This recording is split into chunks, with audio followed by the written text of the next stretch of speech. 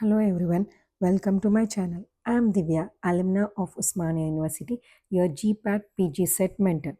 Today I am going to discuss about the most important high yielding topic of GPAT PGCET or NIPER exams, that is cardiac glycosides. Today I am also going to teach you the quick memory hacks and smart tricks designed especially for these exams. Our goal is less stress, more retention, and better rank. Let's make your preparation smarter, not harder. Coming to the topic, cardiac glycosides. As the name itself indicates, these are the compounds which are acting on heart. Cardiac means heart, which is the most important organ of our body, and glycosides, these are the organic compounds which are generally found in plants and animals. And when we talk about glycosides, these are known to contain two important moieties, that is glycone and aglycone. Glycone is nothing but our sugar moiety, or we call it as glucose moiety, and aglycone is nothing but the functional group which is mainly responsible for the therapeutic activity of glycosides. So here the top point to be remembered is the therapeutic nature of the compound of glycosides is mainly dependent upon the aglycone moiety, and glycone moiety is generally involved in transport of aglycone to the target cell, and this was most commonly asked question in PGCET and GPAT till 2020. And coming to the basic chemical structure of these glycosides, because that is very important to be considered when we talk about further the mechanism of action and SARs of these cardiac glycosides. So today I am going to teach you about the easiest way to remember the mechanism of action of these cardiac glycosides. So before going to discuss about the mechanism of action, we need to know, anyone should know about the structure, the chemical nature of this compound through which it exhibits its particular mechanism of action at its target site. So here the target, as we already know from the name, that the target here for heart is the target for these cardiac glycosides. So when we consider the chemical nature, basic chemical nature, these are known to contain the steroidal nucleus, which is nothing but our cyclopentoperhydrophenanthrin ring. This is the cyclopentoperhydrophenanthrin ring, which is which has four fused rings. And when we talk about the numbering here, generally the numbering is given as such, and here the numbering is also quite very important to be considered, because here the position, or what we say, the substitution on the 17th position of carbon plays a major role here, because of which these cardiac glycosides are further divided into two different kinds.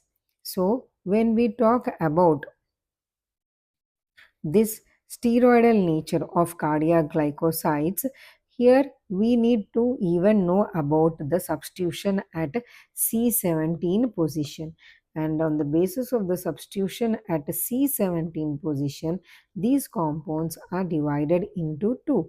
These are nothing but very easy to remember. One is cardinolides and other one is bufadinolides. And here we are going to discuss about the cardinolides. The example, well-known example, is digoxin, or we call it as digitoxin, and this is also the difference I will let you know in the upcoming video of SAR of cardiac glycosides. And coming to bufadinolides, example is bufalin. And here, this bufalin, the main source of bufalin, as we have discussed in the beginning, that it is also found, these glycosides are also found from animals. So here the best example is bufalin, which is found in toad venom.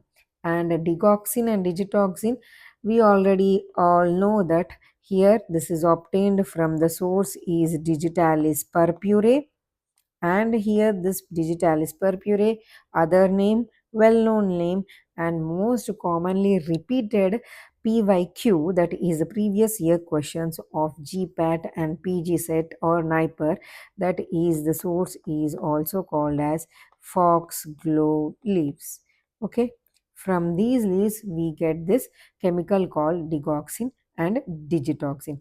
Apart from that, another cardinolide which we commonly study about is oben, and here the source of this oben is strophanthus.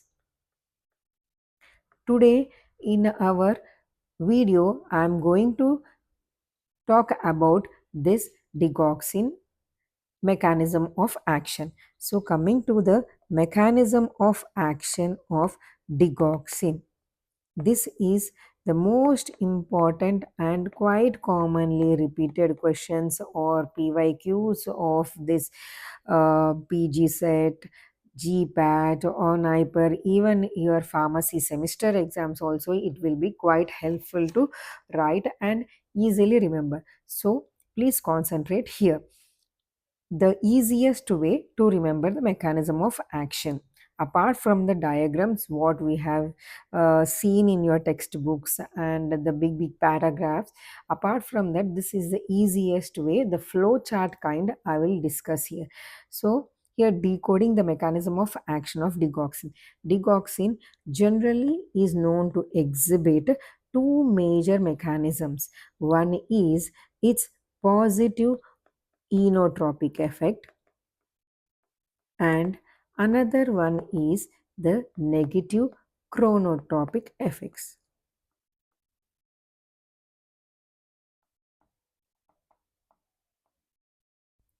So this positive inotropic and negative chronotropic effects, we'll decode it now in this video.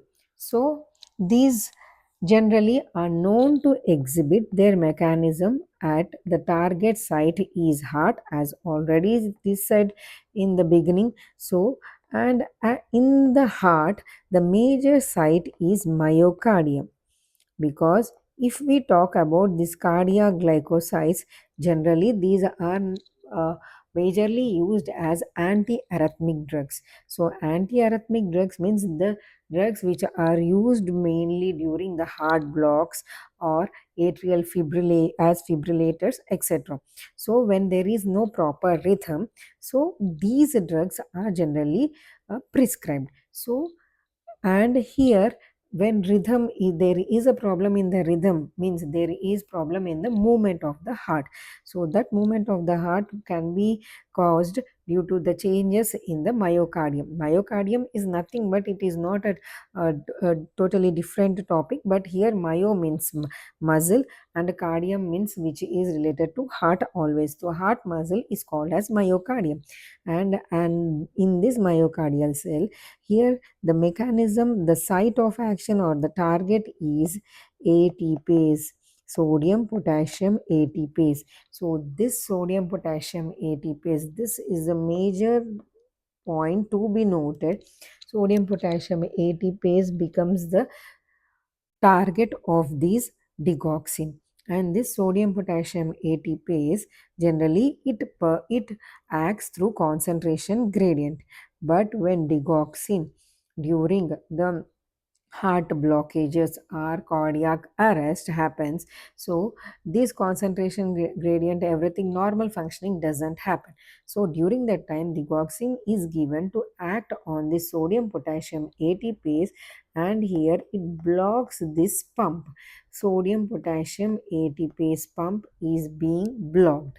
So Blocking of the sodium potassium ATPase generally causes some changes such as increase in the sodium ions. So increase in the sodium ions within the cell is called as intracellular increase of sodium ions, and intracellular increase of sodium ions in turn causes increase in the calcium ions.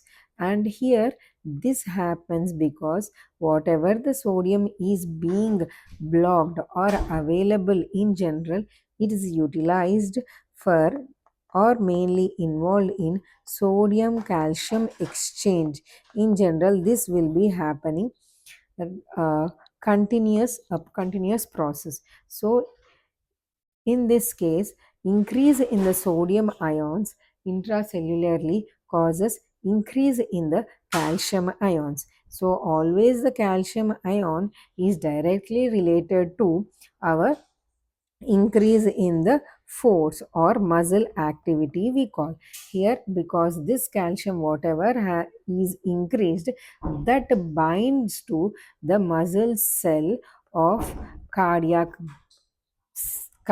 of heart through binding at troponin C. So increased in the force. So increased in the force, or we call it as stronger contractions, heart contractions are being achieved, and this heart contractions results in term called positive inotropy. So here, till here, it should be very clear for all of you that how these cardiac glycosides exhibits their positive inotropic effect. So next one is, till here it should be very clear for all of you that is how cardiac glycosides exhibit the positive inotropic effect. Next one is, by some unknown mechanisms which are not yet been proved, these are known to exhibit, these cardiac glycosides are known to exhibit negative chronotropic effect. Negative chronotropic effect is nothing, not to be get confused, it is nothing but decrease in the heart rate, and this is caused due to its generally by its parasympathomimetic activity or increased vagal stimulation.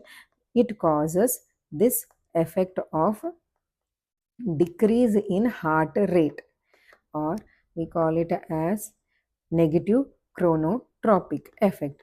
And another bonus point to be remembered here is,